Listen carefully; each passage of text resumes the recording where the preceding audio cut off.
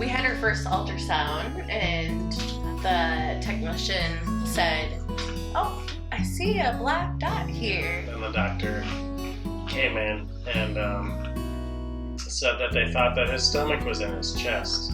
And then we knew this was the start of our journey. 8 weeks later, they did an MRI on Mom. And those results came back and they said, "Nope, we were wrong. He does not have a CDH."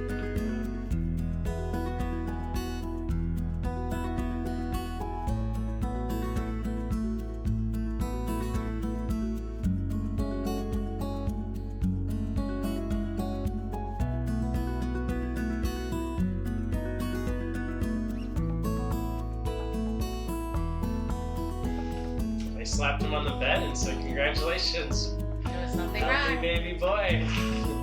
I knew though, like as a mom, you just know his cries sounded like a baby dinosaur. And I remember saying to Brandon and saying to my parents, like, something's not right. And on day 2, they tried to feed him, and that was the first time he had a code blue. So on day 11, they go down with a scope and to figure out what was wrong. And Brandon and I were in the waiting room, and all of a sudden they called us and we're like, "Wow, that was really quick." We like looked at the doctors' faces and they were just like ghosts. And that's when they told us his diagnosis. They had like a 1-page, Like a data sheet. yeah, on it what was is. 1 page. Didn't even have a backside.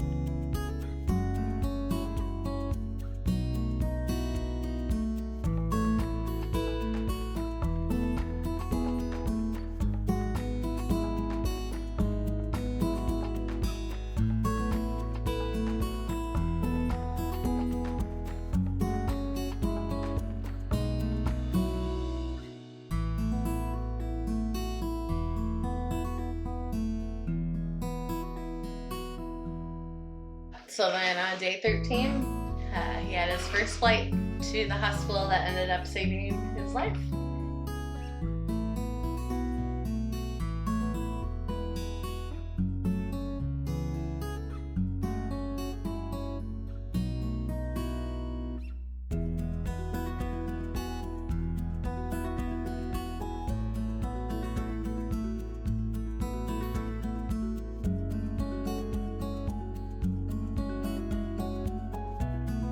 During that time period, Mom and Dad cannot hold him.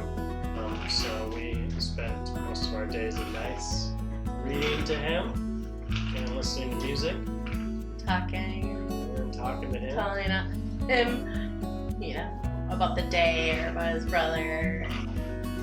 But I will always remember the day that I was about to go see him. And it was going to be the first time that I could see his face.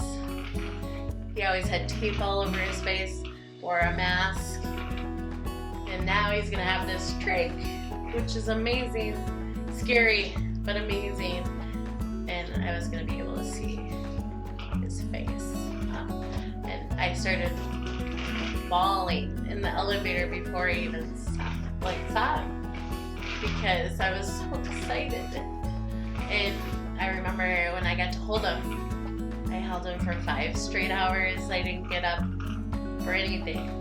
Just held him for as long as I could.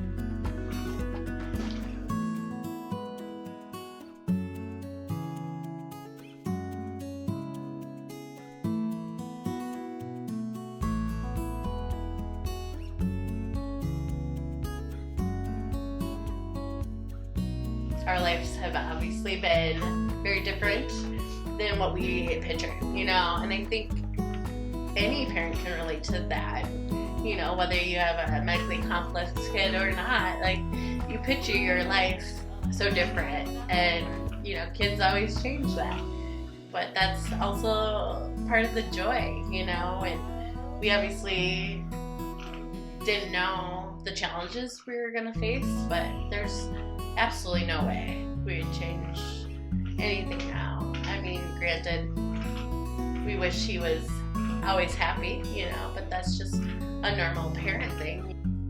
We bought this house for Boston. Just we needed more space, but we were looking for something that you know, would allow other home nurse, whether it's a home nurse or family helpers, to come in and feel comfortable and have everything, the resource that they may need. So he has the master bedroom on the main level of the house. And it has a huge bathroom connected to it with a wash area. We have to do trach cares every day. We have scheduled meds. We have, when we go places, I mean, it takes us so long, no matter where we go, and all the supplies, you know. That's been hard. But now we have a system down, and we're doing better. Boston has made us stronger. It's made us better people. It's made our faith stronger.